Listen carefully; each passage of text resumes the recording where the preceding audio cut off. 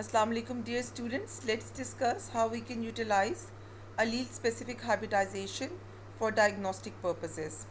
We have already discussed utilizing probes for detection of infectious diseases, but now we are going to see how specific alleles, specific mutations can be identified using the same technique.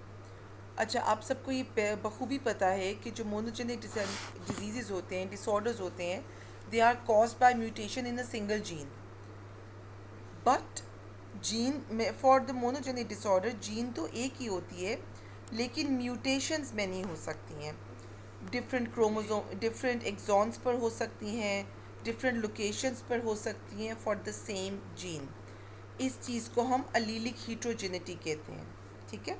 सो उस allelic हीट्रोजेनिटी के लिए, उसको identify करने के लिए हम different probes design कर सकते हैं, और वो प्रोब्स जो कि अलील स्पेसिफिक होंगे, म्यूटेंट अलील को या नॉर्मल अलील को आइडेंटिफाई करने के लिए होंगे.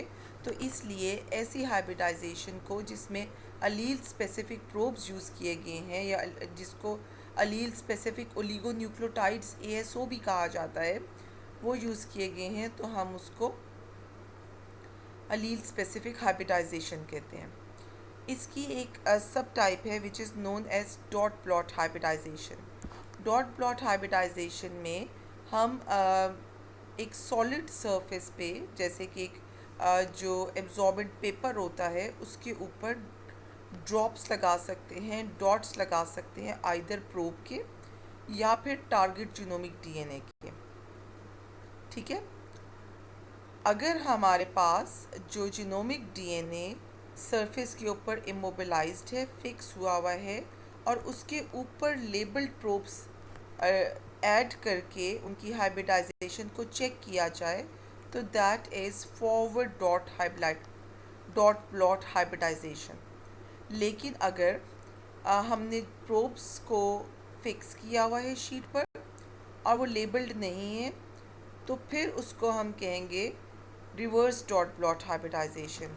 ठीक है. उस केस में हमें जो टारगेट DNA है उसको लेबल कर यूज़ करना पड़ता है. सबसे पहले कॉन्सेप्ट क्लैरिफाई बल्कि रिफ़्रेश कर लेते हैं फॉर अलील्स. यहाँ पे देखिए, आपको जो सीक्वेंस नज़र आ रहा है, for one of the DNA molecule उस पोजीशन पर G मौजूद है, जबकि दूसरे DNA पर उसी पोजीशन पे G की जगह C मौजूद है. ठीक है. तो ये जो डिफरेंस आ गया है एक सिंगल न्यूक्लियोटाइड पोजीशन का, इसको हम स्निप कहते हैं. Snip is abbreviation for single nucleotide polymorphism. तो ये जो यहाँ पर अगर आप देखें, आपने अगर इस स्निप के लिए एक प्रोब डिज़ाइन किया है which is 100% complementary to this sequence, तो ये प्रोब सिर्फ तब स्टेबल हाइब्रिडाइजेशन देगा जब कंप्लीट बेस पेयरिंग हुई होगी. जबकि अगर एक भी मिसमैच मौजूद है, जैसे आप ये देखें जो जीनोमिक DNA है वहाँ पे G की जगह C है, तो ये C के साथ हाइब्रिडाइज नहीं कर सकता, ये मिसमैच है. तो इस एक सिंगल मिसमैच के नतीजे में जो हाइब्रिडाइजेशन है वो स्टेबल नहीं हो पाएगी, अनस्टेबल हाइब्रिडाइजेशन होगी, और ऐसे हम सिग्नल हमारे पास नहीं आएगा और हमारे पास एक नेगेटिव सिचुएशन होगी. ठीक है. ये आप इस फिगर को देखें. This is from human molecular genetics book by Strachan and Read. तो इसमें जो सिचुएशन गिवन है that is for sickle cell anaemia. Sickle cell anaemia की जो जीन है उसमें यहाँ पर आप देखें एक पॉइंट म्यूटेशन है, and that point mutation is missense mutation. Missense mutation वो होती है जिसमें एक सिंगल न्यूक्लियोटाइड चेन एक अमाइनो एसिड कोडॉन को दूसरे अमाइनो एसिड कोडॉन में चेंज कर दे. पहले हमारे पास GAG था जो कि ग्लूटामेट को एनकोड करता है, लेकिन जब ये A कन्वर्ट हो गया by due to mutation into T, तो अब ये कोडॉन GTG बन गया है which no longer encodes for glutamate but instead encodes for valine. तो इस तरह हमारे पास ये single point mutation leads to a change of amino acid which in turn leads to the protein structure change.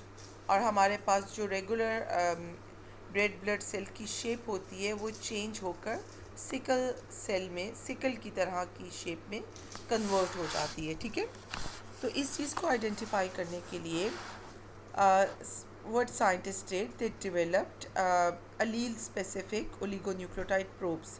यहाँ पर आप देखें जो नॉर्मल सीक्वेंस के की तरह है, that is for identifying normal target DNA, जबकि दूसरी तरफ जो आपको नज़र आ रहा है with the mutation, this is the allele specific oligonucleotide for identifying the sickle trait, sickle mutation को आइडेंटिफाई करने के लिए।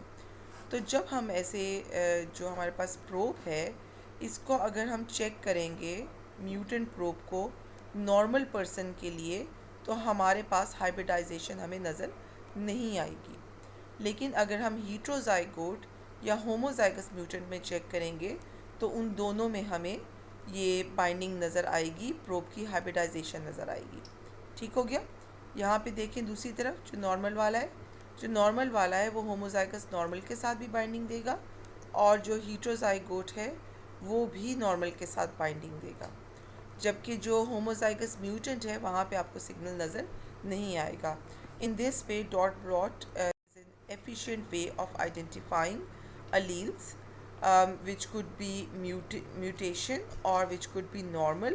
तो इस तरह हम म्यूटेंट, नॉर्मल, होमोजाइगस नॉर्मल और एसिम्प्टोमेटिक कैरियर का स्टेटस बहुत रिसोर्स लिमिटेड सेटअप में आसानी से आइडेंटिफाई कर सकते हैं। ठीक है, not only the mutations which are related to genetic disorder can be identified using dot blot hybridization, बल्कि बैक्टीरिया, प्रोटियोबैक्टीरिया, सल्फेट रिड्यूसर्स, इनको भी साइंटिस्ट ने सक्सेसफुली डॉट प्लॉट हाइब्रिडाइजेशन की हेल्प से आइडेंटिफाई किया हुआ है।